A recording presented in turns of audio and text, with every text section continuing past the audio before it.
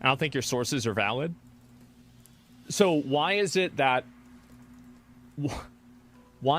my sources are not valid, but everybody seemingly comes to the exact same conclusion? Did he just say, why are my sources not valid, when his source is a poll of his Twitch chat? And then say, why does everybody come to the same conclusion? And by everybody, he means people that are on his curated media feed. What? Go figure, a right-wing chat thinks this. Statistic websites seem to differ. Well, the reason why statistic websites are differing is... There's an answer here that's a usual propaganda answer. Although it's not just a propaganda, so there's some truth to it. It's because they count a right-wing violent event as anybody that does anything bad against some type of person. They don't count right-wing and left-wing correctly. I wonder if that's the answer he's going to give. It's because their methods of data is inaccurate. The way that they are providing the data and the way that they're analyzing it is deliberately misrepresentative. That's what I don't know if he will get far enough, but that's what he's saying here. I think you've said in the past that you don't think Asman is dumb. What do you think is going on here? Audience capture plus bad media environment. Yeah, same thing. Like the Coleman Hughes guy, I think was a good example. The Coleman Hughes guy seems genuinely pretty intelligent. The Tom Bilyeu guy seems genuinely pretty intelligent. Like these are like decently high IQ people that can entertain complex thoughts, but they get like captured into such horrible media bubbles. Why does I think Coleman is consuming bad media? There are these two things that I've like honed in on, and I'm sure my mind will be fleshed out more as I like read more in depth and I do more research, and I'm doing politics full time for a year now. Like as I watch stuff more and more, there are two kind of like, I don't want to call them fallacies, but like thought problems that I've like identified that are very difficult to talk about and very difficult to perceive unless you're being very deliberate with it. One of these I've talked about both of these. I've talked about the first one a lot, the magnitude thing, right? That understanding magnitude is as important sometimes, maybe even more important than understanding the individual causes of a thing itself, right? Okay, why did this person die? Well, this person died because they had lung cancer, they had COVID, they had high blood pressure, they had a bruise from hitting their shin on a table, and they got shot in the head with an AK-47, all right? Okay, well, we have 5 things here for all things that maybe kind of contributed to their death, but that the shot from the AK-47, that's probably like the major one. That was probably the really big one, right? Probably more than the other 4, so much so that maybe those other 4 don't even matter that much, right? It might have been a stage 1 cancer or a non-malignant tumor, then you wouldn't call it cancer. The COVID might have been whatever, right? The magnitude stuff is really important. This is especially true when talking about history, where people are like, why did this guy do this thing? Well, here's a quote from a leader. Okay, talk to me about the context. What was going on at that time? What were both countries experiencing at the time? What was the political reality of what was going on? Like these are things we have to consider when figuring out what were the motivations or causes for a thing, so we can understand the magnitude of the effects. So the magnitude thing is one thing. People that aren't very media literate or literate in whatever they're talking about don't understand the magnitude thing. A great example of not understanding magnitude, for instance, is if you want to cut federal spending, you need to do a systematic or programmatic cut. You need to start cutting programs. If you look at the federal deficit or the debt and you say, how are we going to counter this? Waste, fraud, and abuse. You don't understand magnitude. You're never, ever, ever making a significant cut into even the deficit by targeting waste, fraud, and abuse. That's delusional. You're an idiot. You don't know what you're talking about, right? Somebody said, why do you think he's in a bad media bubble? The second thing is there's a question of focus. I don't know how to express that simply in words, but I think intuitively we all understand this. If I were to ask somebody, tell me some bad things that happened around like during all of World War II, tell me some bad things that happened. And if somebody says, well, it was bad that a lot of Russians were killed in Germany. It was the Dresden bombings were bad. The Tokyo firebombing was bad. And the amount of civilians, I think, that died in Europe, that was bad. If somebody told you that, everything they said is true, and the magnitude even is like appropriate. They're not necessarily saying a thing was worse than anything else, right? What do you fight on there? Because in your mind, what you think is like, hold on, why is that your focus? Or how do you not bring up, how do you not mention the Holocaust? That's really weird. How would you not mention that? That's just the what you're focusing on or what your knowledge is about says a lot about your understanding of a situation and how you're trying to come to an understanding of a situation.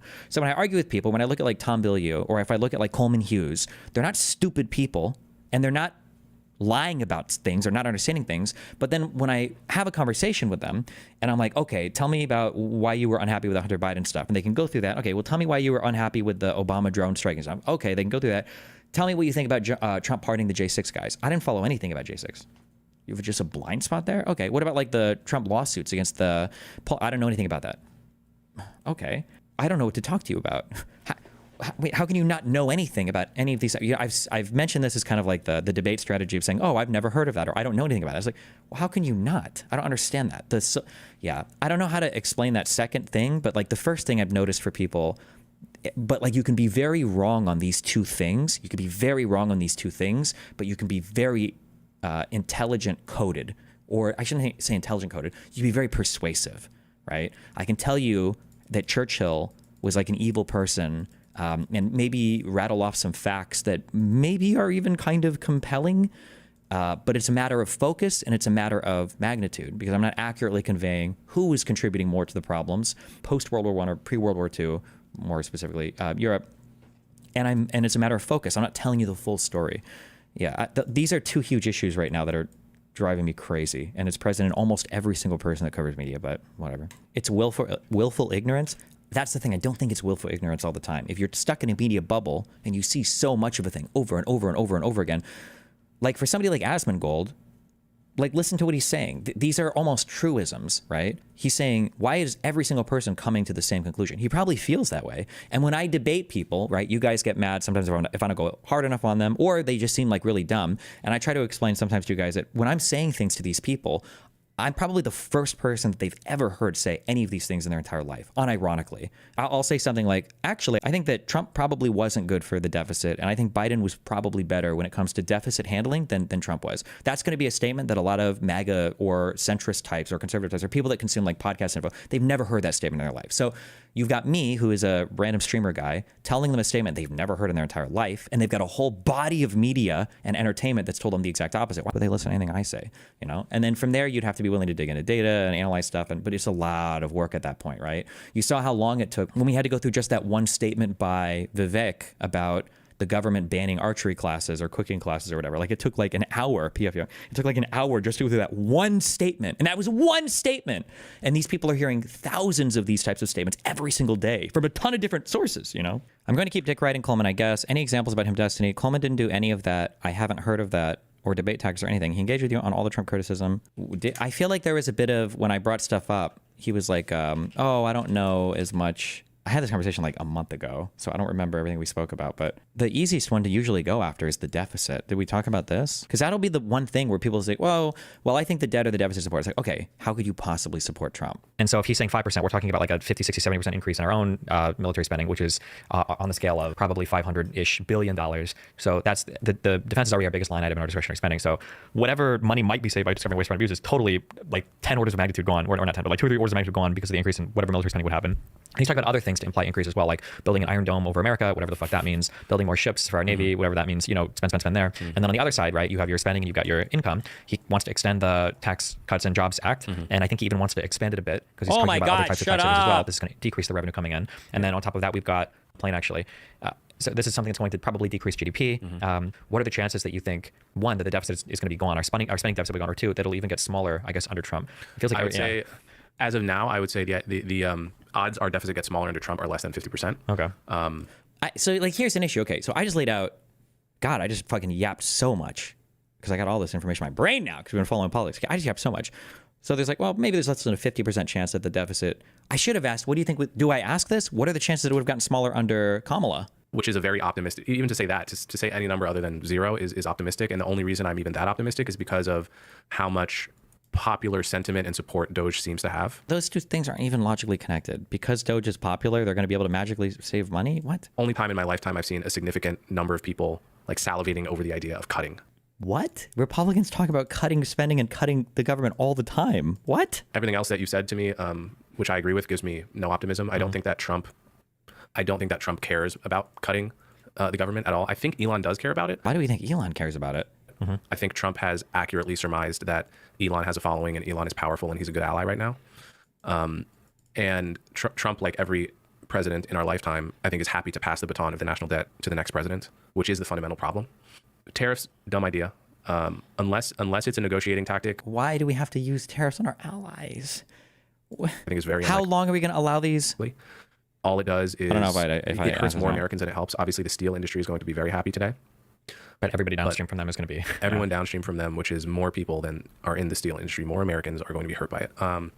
And so yeah, I don't expect that. I would say I do feel probably his 5% thing on military spending is something he doesn't mean as an end goal. I think he's saying that to whatever countries still haven't got to 2%. I think he's saying that as a negotiating tactic to try to scare them and get them to 2%. And I don't think he intends to increase our spending to 5%. Have you ever seen it on YouTube? There's like a skit comedy group called Always Friday TV. Mm-mm. Based. Okay, they make YouTube shorts. There's some guy. It's called like the DuPont method, and he's like a business guy who just does like crazy shit or whatever. And there's a skit where he's like, "This is how you negotiate, for selling a car." And he's like, "I want to sell you this car, and I want you to try to negotiate the price down." Like I was like, "Well, I can't." And then I think he takes out a gun and he's like, "If you don't buy this car from me, I'm gonna kill myself or whatever. I'm gonna blow my head off." And we'll threaten him by putting a gun up to his head, right? That'll do it. Holy shit, we've got production quality here. Good job, August. That won't do it. If you really want to get what you want, you'll threaten him with your own life. One of the big problems I have with Trump is I feel like we'll talk about the no accountability thing, but the second thing is that it's very difficult to deal with anything he says with any of his followers because people immediately run to that, well, he doesn't mean it, or it's just a negotiating tactic. And it's like, okay, well, let's throw out number one because that's stupid. He doesn't mean it. Let's say it's a negotiating tactic. Is that actually like a fair excuse to be unhinged in a world where Trump is like, I'm not taking the military off the table for Greenland and Mexico and Canada, maybe I'm going to 25% tariff everything, despite the fact that, by the way, that trade agreement that we have with them was his like crowning achievement from his first administration was the renegotiated NAFTA. Right. Like, it can't just be that the United States president can just say literally anything. And it's like, well, that's a negotiating tactic, He's not actually gonna, especially because that kind of defeats the point of a negotiating tactic. Nobody thinks he'll actually do it. Well, he doesn't really mean that. He's just saying that, Well, I think so. I think it can work sometimes. And part of the reason it can work is because even we take him seriously, right? So like, there's a third. God, these are like advanced level. I don't want to call them fallacies. It's the magnitude thing.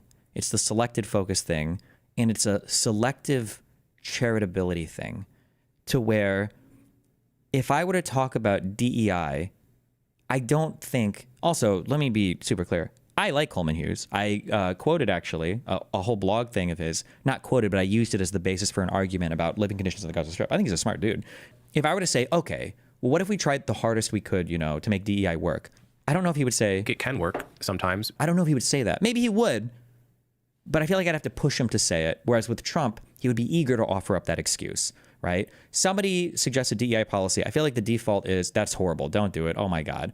Trump suggests suiciding the nation. And it's like, well, it could work. Maybe not. I admit it's not a great idea, but it could work. It's like, well, why the selective charitability here?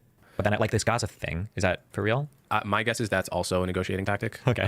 Negotiating what? I think he's. Yeah, thank you. Good question. What are we negotiating? What are we negotiating? My guess is that. My guess is that it could be something like, okay, he's gonna be at the table with the Saudis soon, and he wants them to believe he's willing to do incredibly crazy things if they don't get a deal, if they don't join the Abraham Accords, and so he wants them to fear that the U.S. will have troops in Gaza, or he wants them to think there's even a 10% chance of that, and as a result, the Arab Street will go crazy, and if he feels that if they think that if they worry about that, they'll be more friendly. Okay. And they'll have a fire under their ass to not drag out the negotiations or something. That could be the calculus. Yeah. Anyway, I don't mean to give the impression, because apparently there was a fan or two of his in my chat. I'm going to give the impression I hate Coleman or anything. I think he's a smart dude. I don't think he's bad faith or anything. It's just the selective, like there's a media bubble thing going on here.